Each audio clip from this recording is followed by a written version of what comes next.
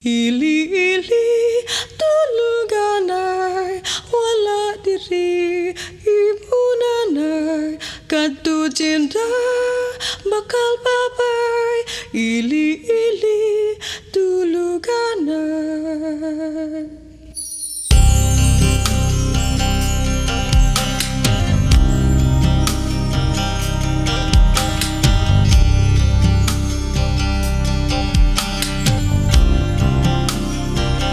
Manlilikha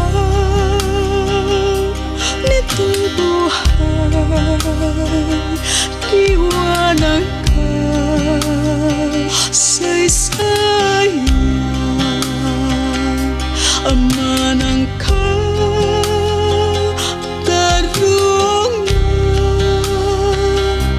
Kami po ay iyong gabayan.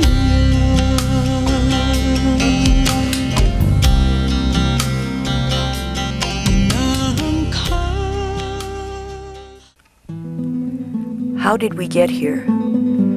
We need to understand this in order to agree on how and where we should go.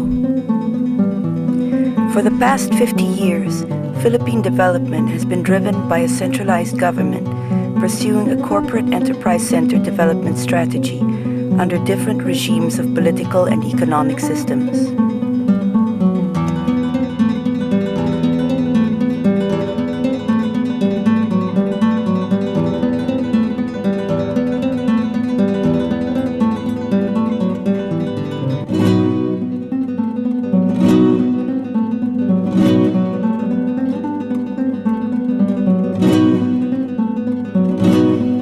And through these cycles, one persistent, interrelated set of long-term trends has been evident.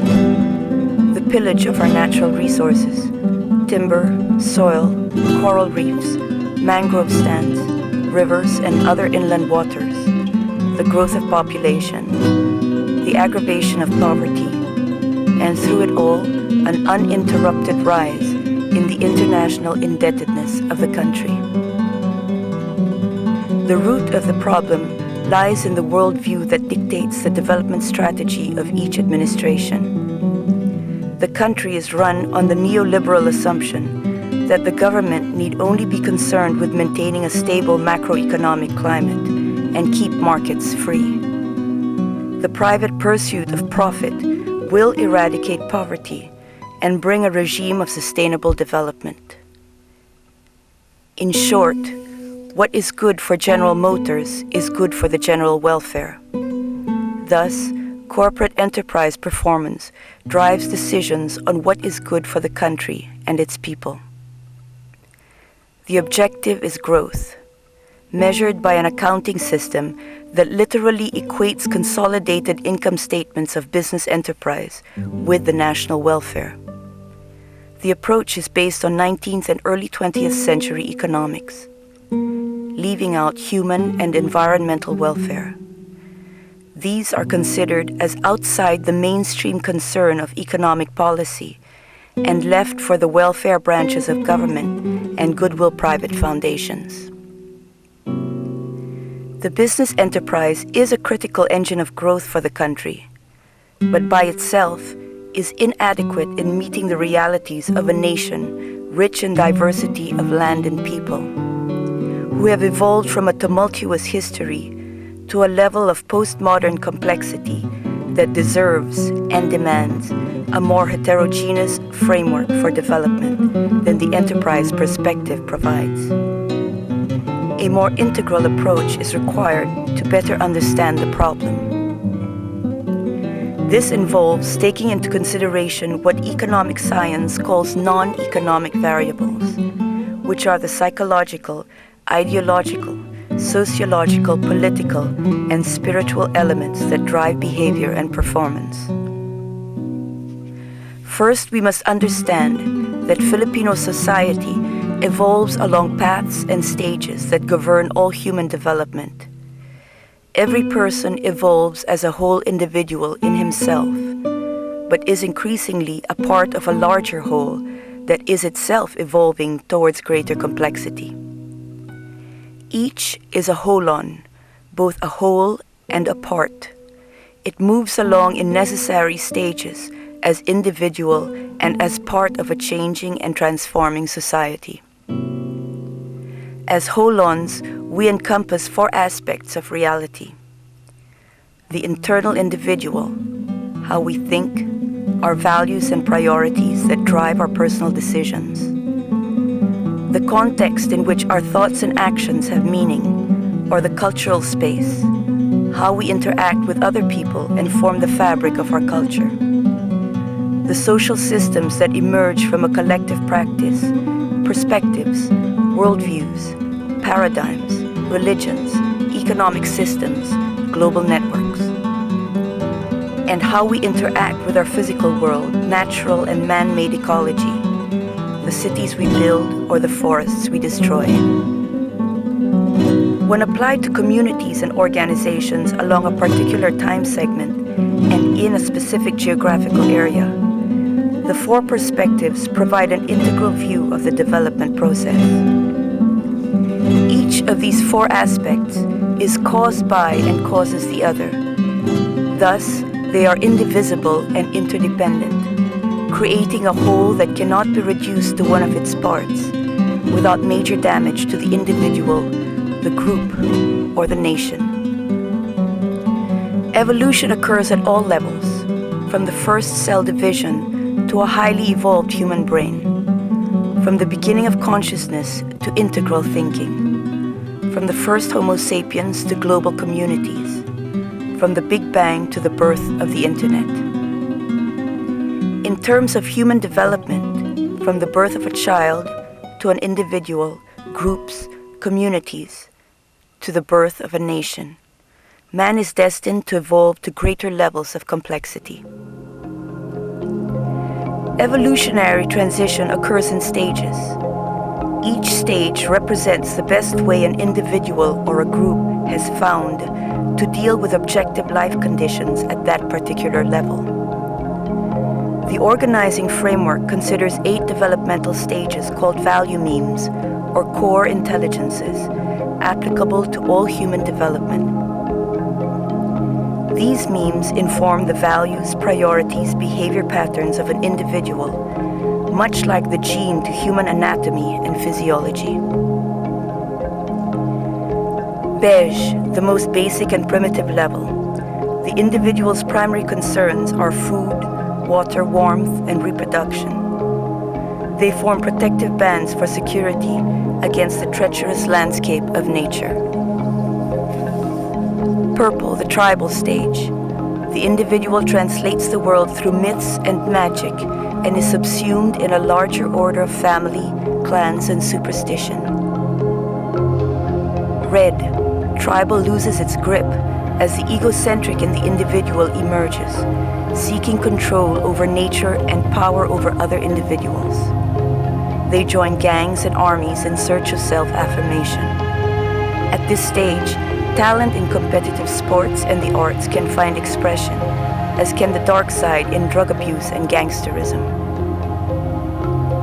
In reaction, the blue individual searches for stability and meaning in the authority of an ideology, a religion, or a discipline. Adherence to rules brings order to his life. This is a stage for civil obedience or religious fundamentalism. Orange, the material individual reacts to the constraints of blue. Rational and achievement-oriented, he learns how to use the system to gain material wealth, amassing property and prestige symbols. The positive side is productive entrepreneurship. The dark side is greed and corruption by those in power. Green, disillusioned by materialism, influenced by the growing global concern for human welfare and the environment. The multicultural, participatory, and cooperative individual seeks consensus. The growth of civil society groups is proof of the emergence of this viewpoint in our country today. The stages can also be traced in the evolution of our history. Various triggers in our past have created a nation of people at different levels of psychosocial development. At their particular level of psychosocial complexity, people think, resolve problems, make decisions in response to existing life conditions. If values are in consonance with life conditions, there is harmony. If not, there is crisis. Crisis can trigger evolution to a higher level if the option to do so is available. If not, people are mired in what is called a gamma trap, where change is arrested and transition beyond reach. They often resort to learned intelligences from less complex levels to cope with a life situation. Looked at from an integral perspective, the root of the problems that beset our country become evident. They are results of pathologies of the development process, the crises in evolutionary transition that occur under certain conditions. When the process through each stage of development is not respected and people are confronted with life conditions they are ill-equipped to face. The farmer, confronted with the construction of export processing zones on land that he cultivates and sustains his family. Or the tribal village that lost its ancestral lands to logging or mining concessions. The result is individuals, families, groups, fragmented and marginalized. Crises occur when people are ready to move on to the next level, but circumstances do not provide them opportunities. They leave the country seeking opportunity abroad, destroying the fabric of families that form the very basis of our culture. Or they are caught in a gamma trap, seeking opportunity in any way they can. Fugitives in the hinterlands, in the slums of urban centers, resorting to crime, drug abuse, and destitution.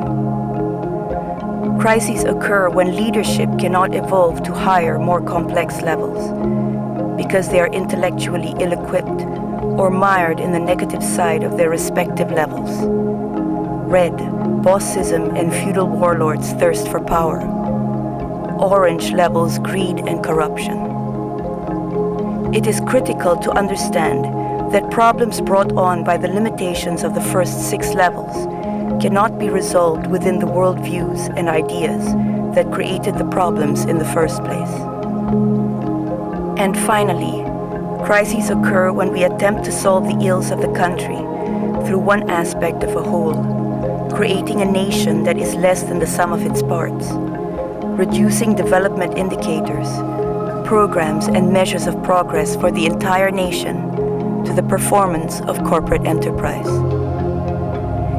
Even when measured by the economic indicators of this approach, little has resulted in returns to the Filipino people. And yet, this is the reductionist perspective that has informed the strategies of each administration since 1962.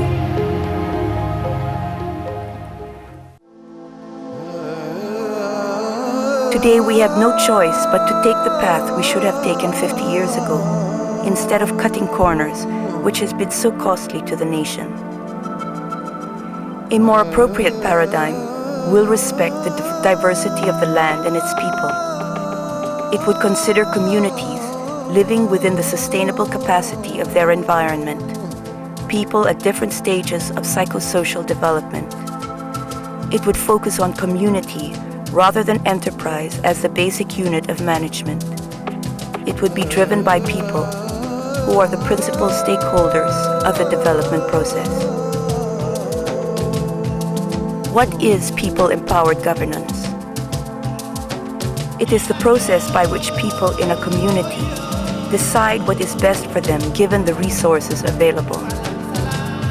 They then take on responsibility for implementing the projects they identified as critical for their well-being, relying on self-sufficiency to the extent possible.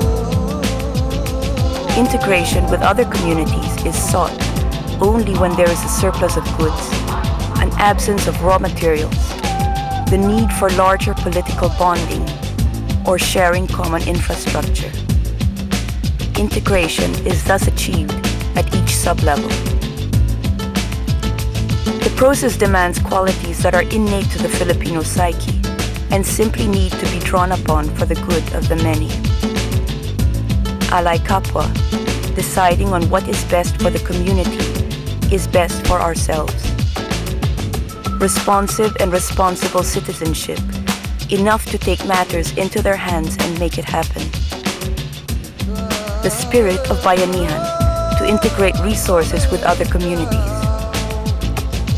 Through this process, supportive governance will help communities attain their goals by providing necessary infrastructure, capital formation, and other capability-building mechanisms. Can we do this today, and do we have the necessary protocols to support this approach with the same rigor applied to the enterprise? The answer is yes.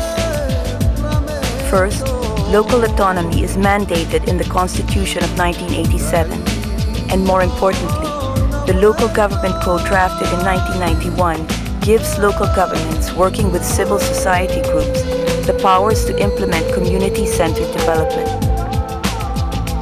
This demands a shift in the roles and responsibilities of local governments, from politicians to statesmen and managers of their constituency. Local autonomy cannot be achieved without local prosperity, and this requires commitment from and accountability to the people. Second, civil society groups have a long history working with communities. They have honed the necessary skills and methods for effective community organizing and management. Local government is mandated to engage them as partners in the pursuit of local autonomy. Third, the operational, planning, and performance monitoring tools are readily designed with the community as the management unit, encompassing all aspects of the development process: social, psychological, political, ecological, and economic. The operating technology is based on a sound and adequate theory of community.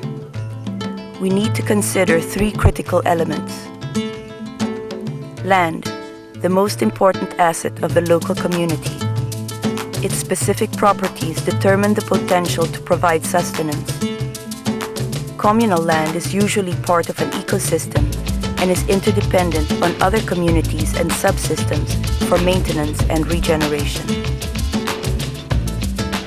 People, lifeblood of the nation, their demographic configuration, tastes and culture, levels of psychosocial development, predominant values, centers of power, tension and problems, the vital ebb and flow of daily living.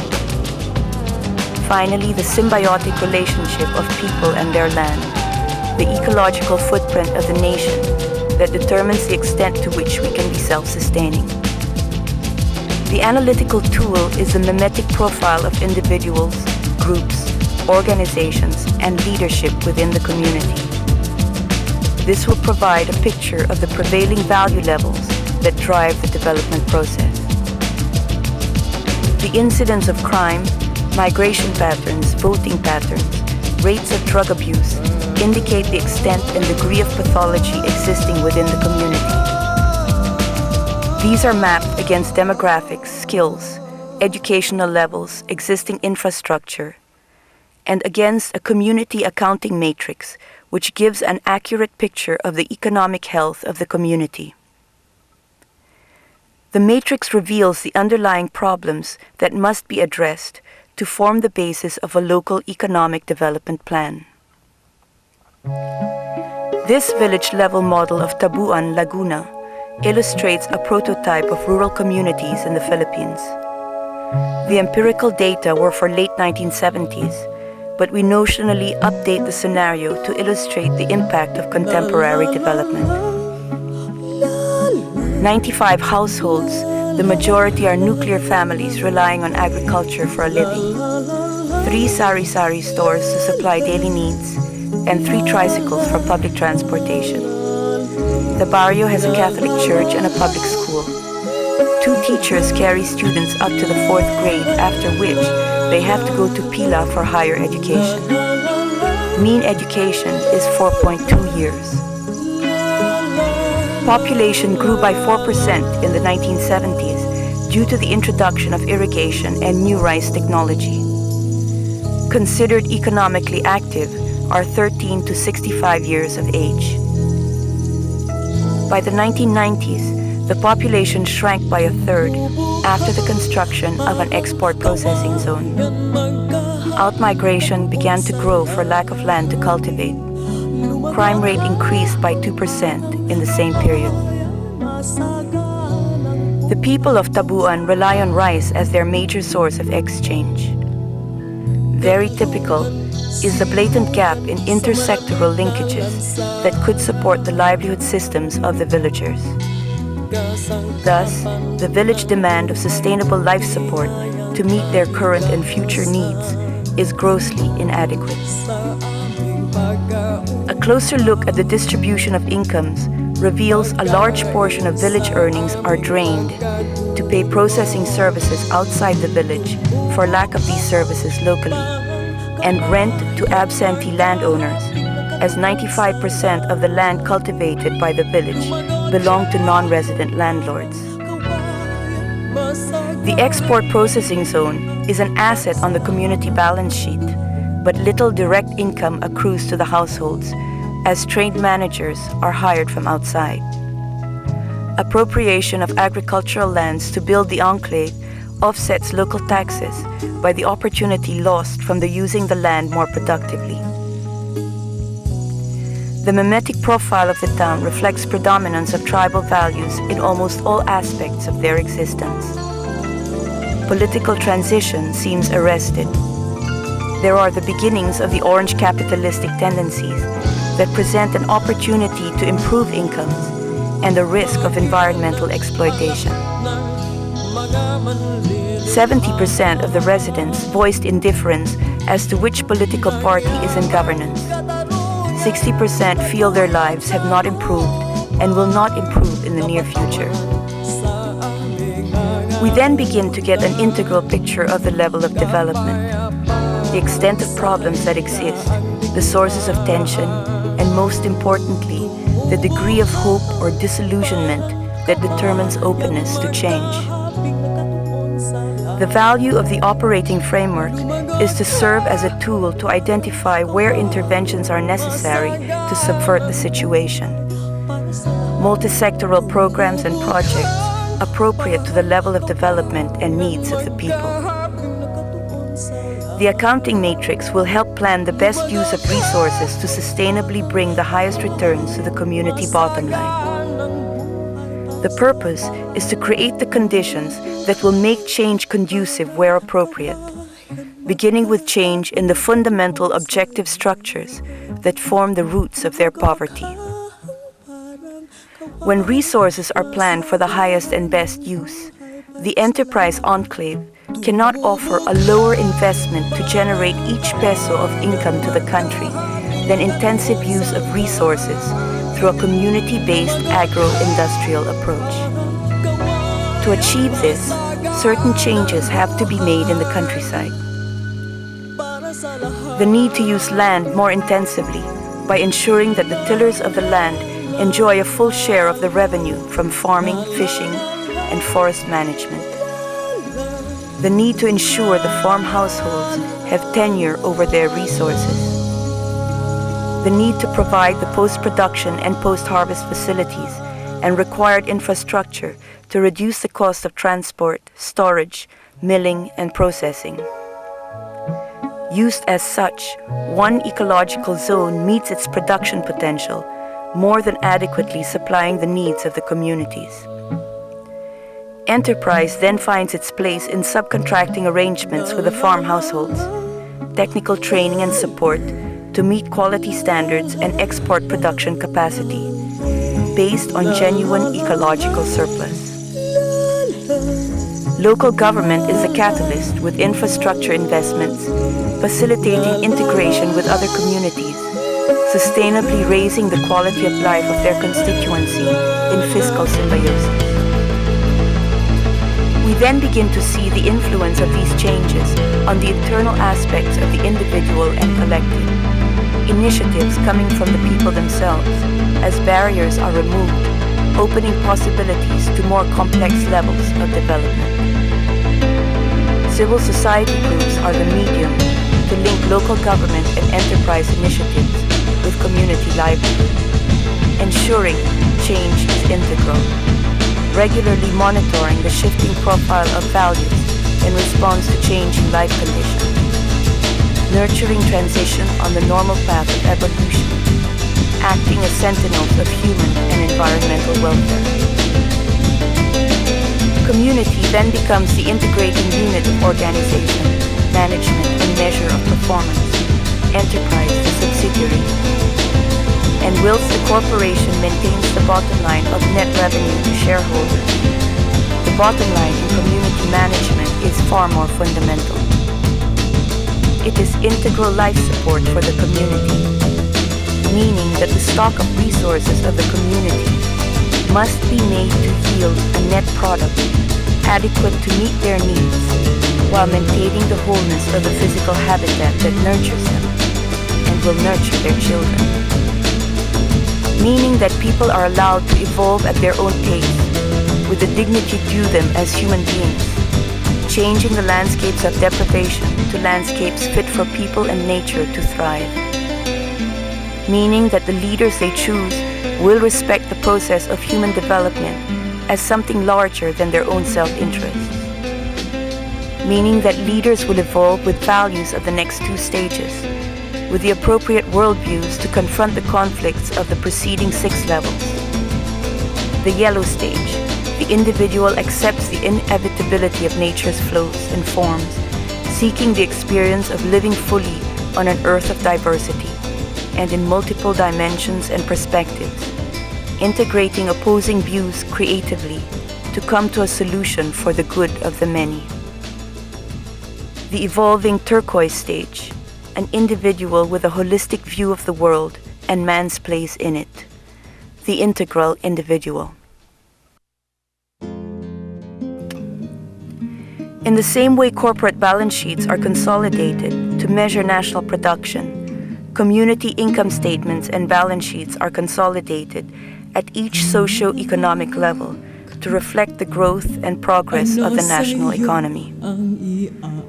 As the consolidation of corporate productivity determines gross national product, the sum of integral development indicators of local communities reflects the degree and progress of integral national development.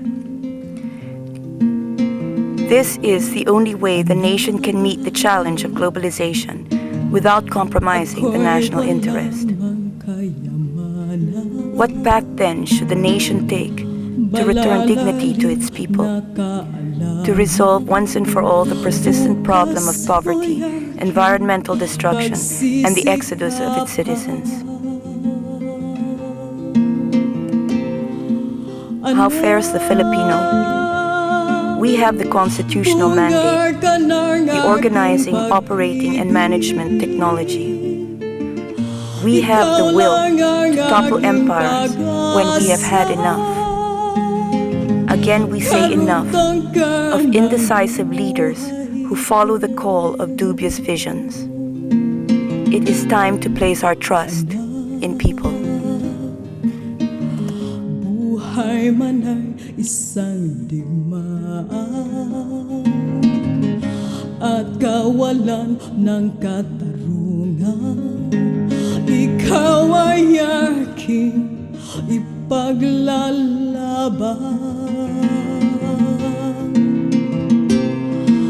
Anak, ako ay mayroong panaginip, isang mundo na mabayan.